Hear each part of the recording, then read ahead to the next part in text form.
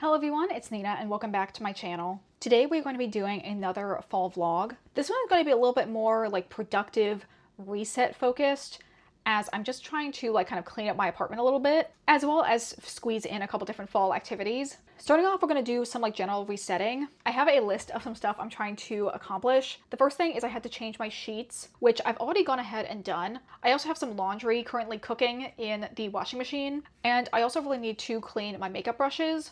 So that's just the kind of general cleaning, resetting tasks that I have. I also want to give you guys a quick reading update and also kind of a little haul of some of the stuff I got at Barnes because I went on Friday after work. This video is being filmed over a much shorter period of time than my usual vlogs, just kind of over a long weekend.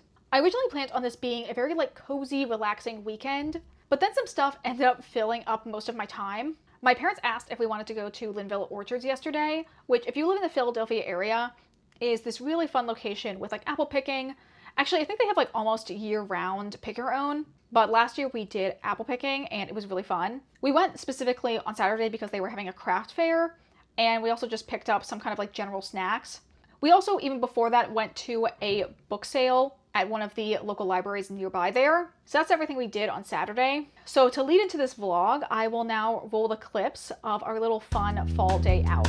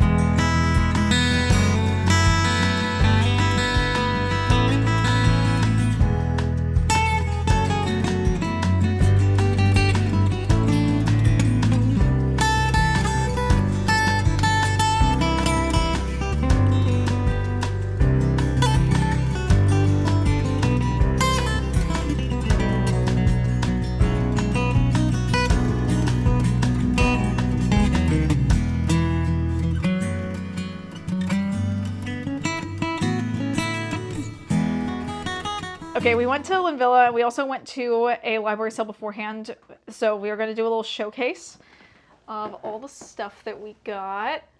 Should I start with the library stuff, maybe? Yeah, go for it. Okay. Well, Nina got these books.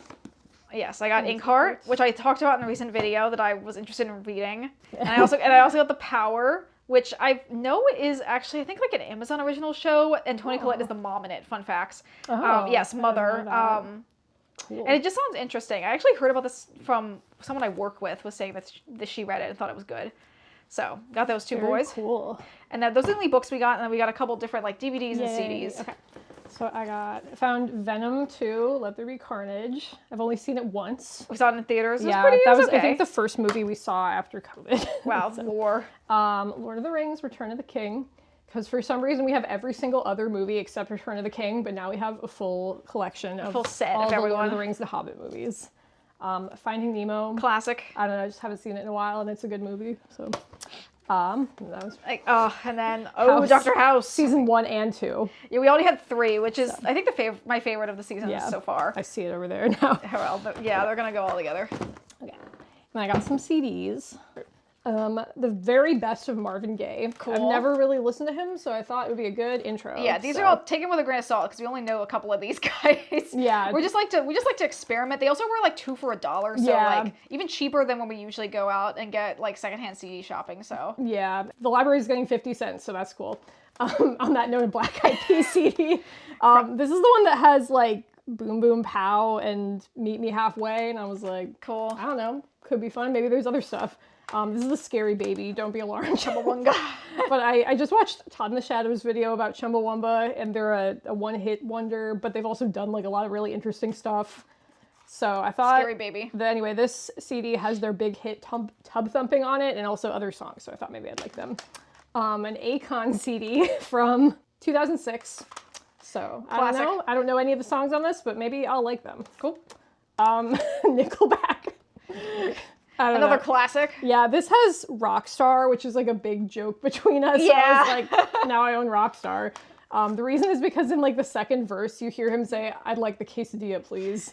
Or So I'll have sure. the quesadilla, I'll have the please." quesadilla, please. So now we own that forever, so that's great. Another Lorena McKinnett. Nice. Who is like an extremely legit like world musician who I'm not really familiar with, but she had a pop hit in the 90s out of nowhere, and Todd in the Shadows also covered her, and now I'm like seeing her everywhere, so I'm like, let me check out her other music. Yeah. So yeah, she seems very interesting. Elvis, 30 #1 hits. Wow, that's a lot for one CD. For one CD. Dang, I was you're like, getting I don't getting know a much big Elvis deal. music. Let me like learn. So now I can learn. Yeah. Oh, this is backwards. Here you go. No. Oh, wait, what wait, happened? Is it inside out? Oh, it got like folded weirdly. Hold on. This wait, Rihanna CD, Good Girl Gone Bad. Bad, like baddie. So I was like bad. No, baddie. Such Extreme a good CD. Badly. Yeah. I know this album has Umbrella on it and also Breaking Dishes, which I love. So Oh. hopefully I'll like the rest of it. Woohoo. U2, best of 1980 to 1990. Okay, sure, King. Also a band I don't know super well, but I know a few of their singles from this, so I thought I would learn. Cool. And Good Charlotte CD. I don't know much about them except that they're sort of like a mid-2000s like rock, punk, Yeah. alternative kind of band, and that Hilary Duff dated the lead singer. Cool. So I guess I'll see. I don't know any of these songs, but I will learn them and see if I like them. Cool. So that's where I'm at. Okay. Quite a variety from Marvin Gaye to Nickelback. Oh my god. Anyway, Okay. so now Lynn Villa. Yeah, so we got a couple classics that we always get in Linvilla. We got the pickled eggs, which my wife likes. She's a big fan of the pickled eggs. She got another case that she already cracked into. So it's in the fridge. Yeah. And then we also got the apple cider donuts, which is another go-to. Those are usually the staples we get when we go there. And then we also got 2 different drinking vessels. I got this. I don't know. I don't buy like drinkware much because I feel like I already have so much, but I really liked this. And also the lady at the stand was really nice, so I wanted to support her. It's really, really But cute. it's like a cute glass, kind of beer can shape with like this removable lid, and this came with a glass straw. But I just really liked this like lavender lemonade kind of design. I thought it was really cute. Yeah, it's and I really don't really cute. have anything like this. I don't really have like a lidded reusable like cup with a straw. Yeah, that's usually my style, so I think that's really cute. So I think that's a good investment for me. And then I got this little pumpkin guy. I think he is so cute. I really wanted like a big pumpkin mug, and to be honest, like none of the ones from this season are like really hitting. And when I saw this guy, I thought he was really cute. And I like a jack-o'-lantern, and if I don't want him to be a jack-o'-lantern, I just turn him around and he's just a regular pumpkin. So yeah, I think that was a good purchase. It's very pretty. It's like painted nicely. He's very large, very Food large. safe. Hand wash only. Do not microwave. I'll be the judge of that. Okay, so there's a little sick haul. Yeah. Woohoo!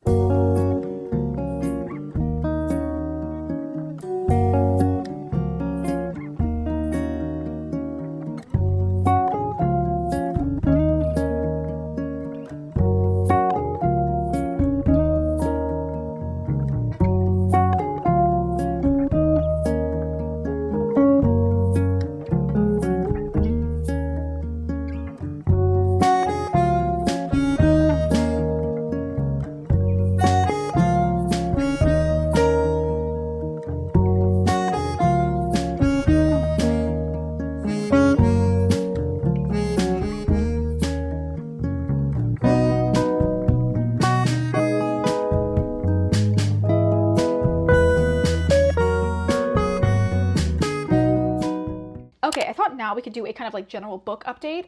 I'm going to start off with giving a reading update on the things I've been doing in regards to my September TBR. A lot of this correlates to the last 2 fall-themed videos I've posted, both my fall reset and the first fall vlog that I did. Since in those videos I set my TBR as well as started reading some of the books from that list.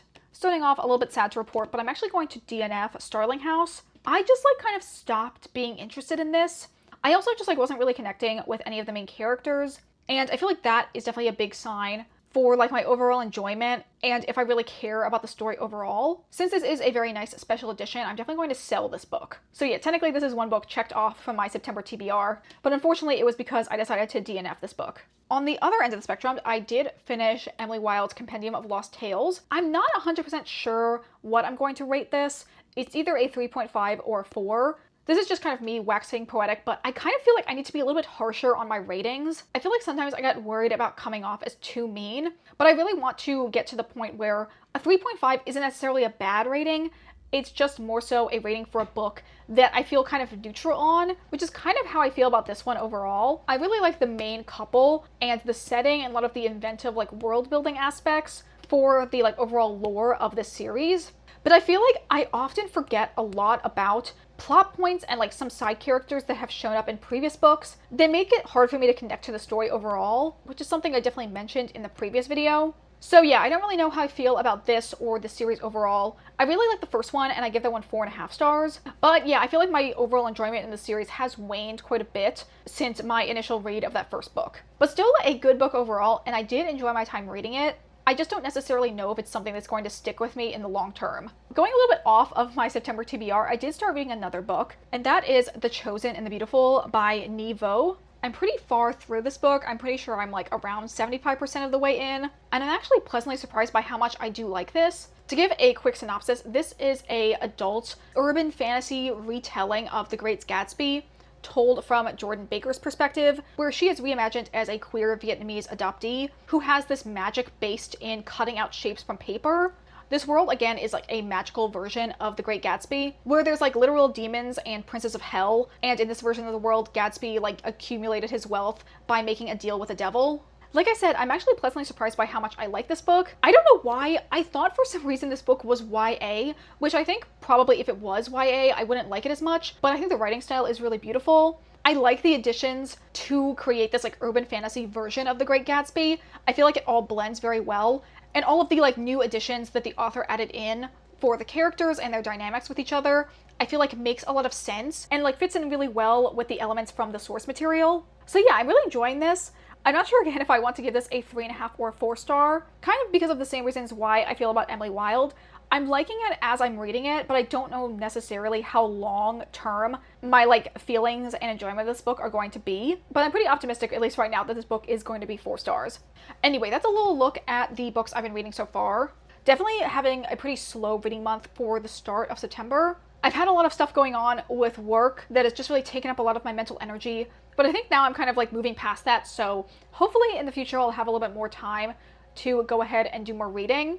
I thought now we could talk about the books that I ended up picking up while I was at Barnes.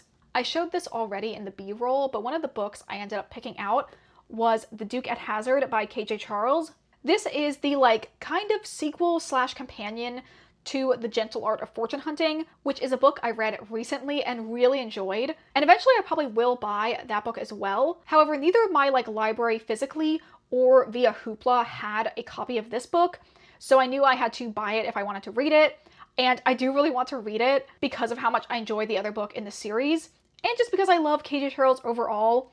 I think most of her books appeal to me, so I wanted to pick this one up. And then the other book I got is another one that I wouldn't say necessarily was like an impulse buy. It's one I've had kind of in the back of my mind that eventually I will check out. And it's also something that my library does not have available, so I knew when I was going to read it, I would have to buy it as opposed to try and get it from there. And that is Guardian by Priest. This is a urban fantasy Danmei series where the main relationship is between a like kind of supernatural detective slash investigator and a college professor. I'm very excited to check this one out. I've never read anything by Priest, but I know they are quite a prolific Danmei author, and I'm 99% sure this one also has a live action adaptation, I think available through Netflix, that is relatively popular. So probably when I start reading this book, I'll also watch the live action show as well. So yes, very excited to have this one. I also was specifically interested in checking out this Danmei series because all the other ones I have read are wuxia, which are the like historical setting Danmei, and this one is present day with a more like urban fantasy, criminal investigation undertone, which are things I do really like in books. So I'm interested in seeing how this series in particular like interprets all of that. So yeah, for my Barnes & Noble haul, we have Gay Book number 1 and Gay Book number 2. Are we surprised at all at this point? In buying these 2 books, I am definitely now over my threshold limit for how much money I was trying to spend on books this year. However, I did have like $10 in Barnes & Noble credit that I used to like knock down the price of these books. And kind of overall, I don't really care that I went over budget. I am also not very far over my budget. These purchases probably maybe be like $10 over what I had as my goal for the year. It just makes me very cognizant again that I really don't want to buy any more books. And to be honest, I kind of feel like I'm pretty set with my physical TBR in the library of all the books I'm going to be reading for the rest of the year, so I'm totally fine if I don't buy any more books before the end of 2025. And even then, I'll probably continue to do some type of like limited budget going forward in 2026. Saying 2026 out loud, that's not a real year. I'm not thinking about that yet. So that has been a quick look at some of the stuff I've been doing lately this last week in September. As much as I really do like being a homebody and want to do all the cozy fall crafts, I also am trying to get more out there and kind of like enjoy events while the weather is still nice and there's like so much fall ambiance around. But I promise for next vlog, we will have some cozy quality time, doing some crafts and being introverts together. So stay tuned to watch that one. Maybe consider subscribing if you aren't already. Anyway, that is going to be it for this video today. Thank you guys as always so much for watching. If you guys enjoyed this video, consider liking, commenting, or subscribing if you aren't already. Consider following me on the Storygraph if you'd like to see my reading updates in real time, as well as following me on my Bookstagram, which is linked in the description. Hope you guys enjoyed this fall vlog. Have a wonderful day, and I will see you all in the next video. Bye!